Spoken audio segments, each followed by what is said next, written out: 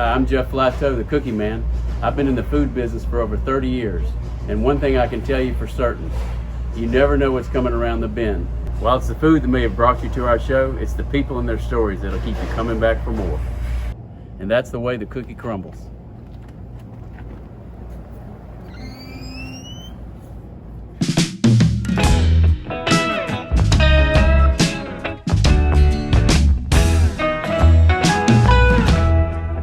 Welcome back, everybody, to another episode of That's the Way the Cookie Crumbles. We're here in downtown beautiful Hattiesburg. I'm with my friend Nathan Sanford, Grumpy Man Sanford from Grumpy Man Salsa. We couldn't make the trip out to Purvis today. We didn't have enough gas money, so Nathan agreed to come in and meet us. And we're here in this beautiful park, and we're going to talk to Nathan about his company, where he got started, and what his plans are for the future. Nathan, good to see you. Tell us a little bit about yourself. Born and raised in Purvis. Went to USM, graduated there in 2011, and then started Grumpy Man in 2013. We're going to dive into exactly what is going on with Nathan, what his plans are for the future. Hopefully we can get through before the train comes back through. How did you end up making salsa? Did you have other items you were trying to do before? Were you in the restaurant business? No, salsa was the original item. We had, like a lot of families, there's a family recipe. After college, I did a couple of different things. And after trying my hand at that, ended up not having a job for a little bit, or not really a career path. I had a job, but not really a specific career path. And my dad just asked, like, hey, you want to try the salsa? So it's actually kind of ironic that we're here, because this is one of the first places that we came and actually started selling at the Hattiesburg Farmers Market. Right here. It's karma. My dad and my mom had really developed the recipe over 20 years of tweaking it and playing with it. And they had perfected it before then, but they've been doing it for about 20 years. You say your parents had the recipe. What did they just start doing it for home meals? Yeah, they were just doing it, for themselves. And after a while, giving it out to friends and family. Just about anybody will accept something that you're giving to them for free. Getting the same people to turn around years later and pay for it, that's whenever you know if you have something. So true. Well, you hear somebody says, well, Grandmama makes a great apple pie, or Uncle Johnny's got, he makes corn whiskey. But getting it to market, like you just said, and selling it and going through all the obstacles that you're sometimes confronted with is the key. And so I think a lot of people don't understand those. What are some of the obstacles that you guys ran upon when you first got started, and even up until today? What's in the way of success, or not success, but what's in the way of moving forward sometimes? Well, I guess that really depends on if you're looking at from just the food standpoint, and not really having a food background as far as in a restaurant, other than waiting tables a little bit. Really, there's a lot you have to learn to be in compliance, and a lot of that depends on being able to get in touch with the right people in different departments to find out what you need to do. And whenever you're dealing not with there's 100 different restaurants, there's not a whole lot of manufacturing facilities, and you're really dealing with a different part of the health department with that. So that was something there where it was just making phone calls and getting redirected from one person to the next until you finally got to where you needed to go. Yeah, I found there weren't many people that you could bounce ideas off of when I started peering into the food manufacturing from restaurant catering. Yeah. So you're kind of on your own, and a lot of times if you don't get advice, you can't find it. Today you can Google a lot of things, but back then I didn't have the luxury of Google, showing my age. But you learned by losing money. Well, the cottage food law in Mississippi allows for a lot of small business, food business, to get started with farmers markets. Mississippi State University was also a great resource for us with their food science department. So, there are resources out there. You just have to, it takes a little time to get it going. This is a kind of a new item for the holidays. It has the Santa Claus hat on the Grumpy Man. So Grumpy Man has become not so grumpy. He's got the hat on now, which is fantastic. I'm going to use this in my gift sets that I have for Christmas.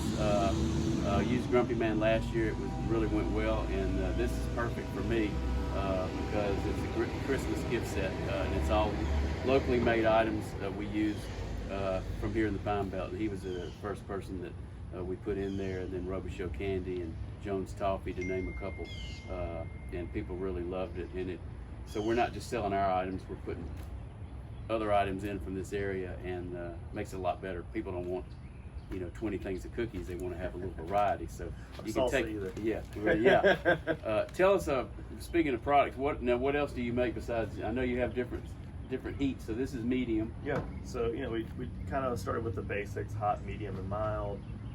During the summer, we do a peachy pineapple salsa, kind of a limited edition, and then we've done the blueberry jubilee for several years in Poplarville, and just for that event and one other one that's in Ocean Springs, the Red, White, and Blueberry Festival, we actually make a blueberry salsa as well, and that's a very limited item. Like, we make it basically one time, we take it to those shows, and that's where you can get it. Sell it out.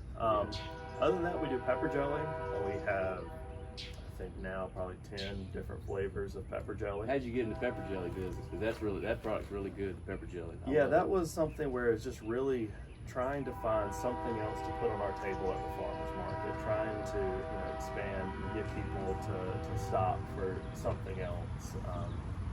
And the credit for the original pepper jelly really goes to my mom. Like, she's the one who, I assume she made some jelly before, but she sat down and figured out a good recipe for us to use to bring out to the farmer's market and to do that.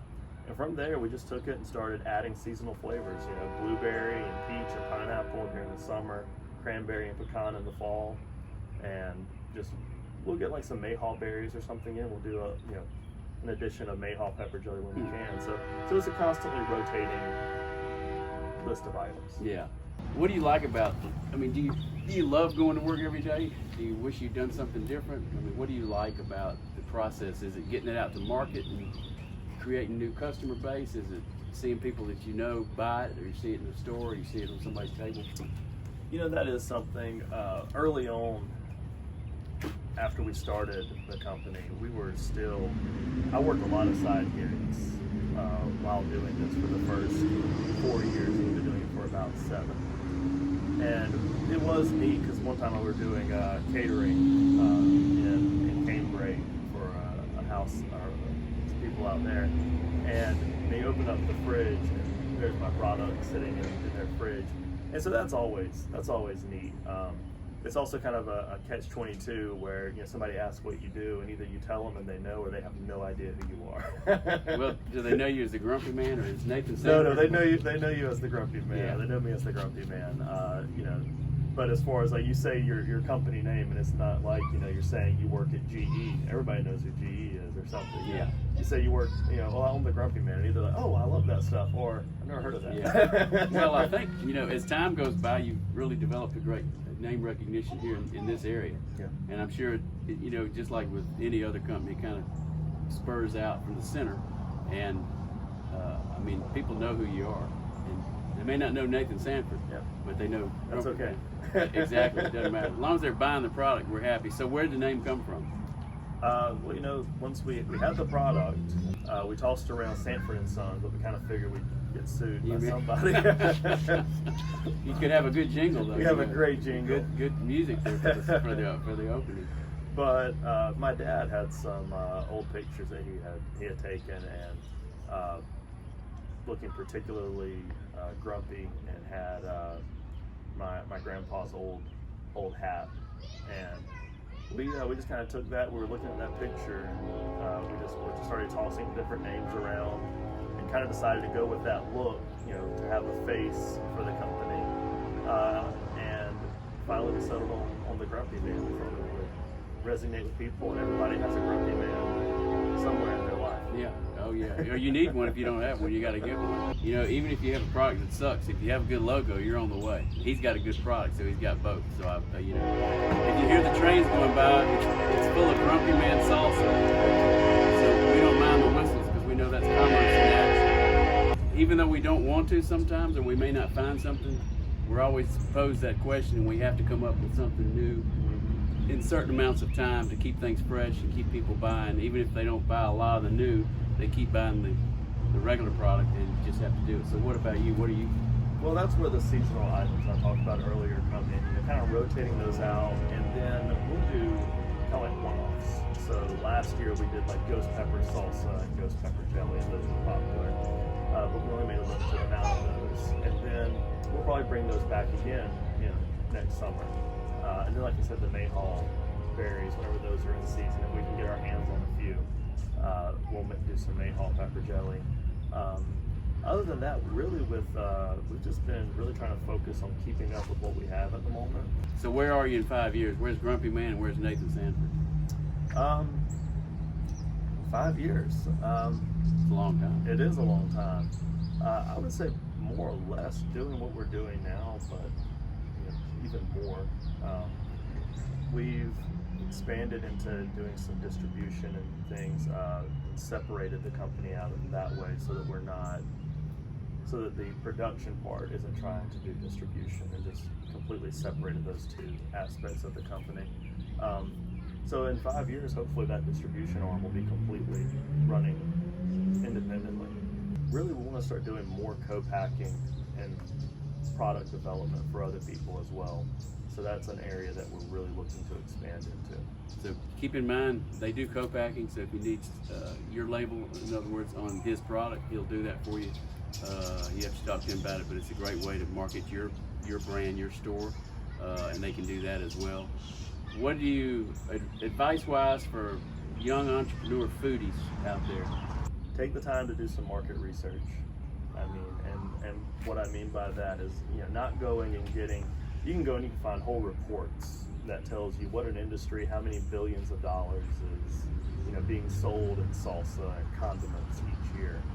But whatever you're wanting to do, test that on friends and family, and find out what they would pay for it. Find out what your costs are, and then from there, you're going to find out if you have something. Even your cheap uncle, you want to know. Even your cheap uncle. If you can get your cheap uncle to buy it and you can make money on it, then you can probably make it work. Like you said at the very beginning of this, everybody has, an apple pie or something that's really good.